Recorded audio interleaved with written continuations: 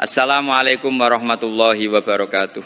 Hadirin sekalian yang dirahmati Allah, kalau kita ngomong soal buka puasa, itu bukan sekadar nunggu beduk maghrib atau sunnah makan kurma. Ada makna spiritual yang dalam sekali. Ini penting saya jelaskan supaya kita paham makna ibadah kita sehari-hari. Kata Rasulullah, orang Islam itu harus bangga. Kenapa? Karena saat kita nunggu buka puasa, Allah itu sedang membangga-banggakan kita di depan para malaikat. Hambaku ini sedang ibadah, menunggu kewajiban satu ke kewajiban yang lain. Status kita ini nunggu rahmat Allah. Keren kan? Kita ini seringnya materialistis, pengennya dari mapan ke lebih mapan. Padahal hamba Allah yang sejati itu dari satu ibadah nunggu ibadah lain. Lapar karena puasa itu rahmat. Ketika lapar kita sadar kalau kita ini lemah. Jalur lapar itu jalur merasa butuh dan merendah kepada Allah. Kalau lapar kita merasa lemah dan butuh Allah, nah pas buka puasa kenyang, beda lagi jalurnya. Pas kenyang itu jalurnya lewat syukur. Muji Allah karena dikasih nikmat. Makanya dari satu kebaikan, nunggu kebaikan yang lain. Dari kebaikan sabar, menahan lapar, menuju kebaikan bersyukur. Selama ini yang populer kan tujuan puasa itu takwa, atau takut sama Allah.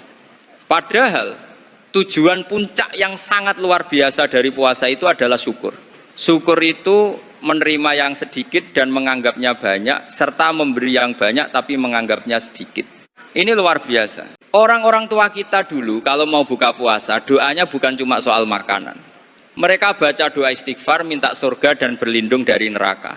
Ini diulang-ulang. Kenapa? Supaya pikiran kita nggak cuma fokus ke makanan di meja, tapi ingat untuk terus memperbarui iman kita. Terus soal tradisi berbuka, kalau di pesantren itu longgar saja. Anak-anak mau makan apa diturutin. Kenapa guru-guru kita membiarkan kita menikmati makanan yang enak-enak pas buka? Biar kita ini nyaman dengan sesuatu yang halal. Ini sebenarnya perlawanan besar terhadap maksiat. Kalau kita sudah puas dan nikmat dengan yang halal, kita nggak akan nyari kenikmatan dari jalur yang haram. Jadi bersenang-senang pas buka puasa bersama keluarga, jagongan, guyon itu ya ibadah. Gembira tidak bermaksiat itu harganya mahal betul. Kita harus syukuri nikmat ini. Ada ungkapan ulama, kegembiraan orang berbuka itu bukan karena melihat makanan mewah. Makanan mewah itu ibarat sogokan buat nafsu. Kegembiraan sejati itu karena dia sukses berhasil menundukkan nafsunya seharian. Bangga karena menang melawan ego sendiri. Itu inti farhah atau gembiranya. Saya pernah cerita, ada orang miskin bilang puasanya orang kaya itu enak cuma tidur aja. Kata saya, puasa orang kaya itu lebih berat loh. Pagi dia ninggalin pecel, siang ninggalin rawon, sore sate, yang ditinggalkan banyak. Kalau kamu kan biasa nggak makan, akhirnya pada ketawa. Inti dari guyonan itu adalah supaya yang miskin nggak merasa paling heroik dan yang kaya juga heroik karena ninggalin kemewahannya demi Allah. Puasa itu juga mengubah kebiasaan. Yang biasa tidur pagi, jadi bangun sahur dan tahajud.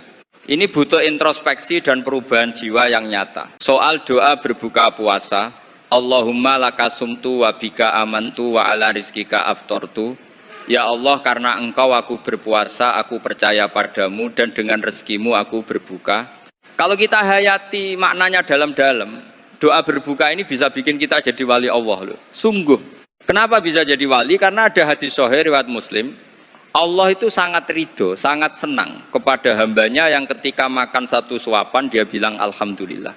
Minum satu tegukan bilang Alhamdulillah. Puncak keridhaan Allah itu turun saat kita benar-benar bersyukur. Makanya suapan pertama pas buka puasa itu krusial. Rasa haus dan lapar seharian hilang seketika diguyur air dan kurma. Kalau hati kita langsung majleb bilang Alhamdulillah, itu ridho Allah turun semua. Makam syukur tertinggi seorang hamba itu ada di momen buka puasa tersebut. Makanya keluarga di pesantren itu kalau buka dibikin santai, longgar. Jangan malah dibikin tegang. Ayo cepat makan, keburu sholat. Nanti anak-anak malah sholat demi makan, bukan makan demi sholat. Biarkan mereka menikmati syukur dulu, biar hatinya tenang dan khusyuk pas nanti sholat. Ada ilmunya itu, kalau makanan sudah siap, makan dulu baru sholat. Supaya pikiran gak kemana-mana pas sujud. Ini kearifan guru-guru kita yang luar biasa. Kelihatannya cuma guyon atau santai, tapi dibaliknya ada filosofi mendalam soal menjaga hati supaya tetap syukur dan ikhlas. Nabi kita Muhammad SAW itu juga makan. Makan itu menunjukkan sifat kemanusiaan kita.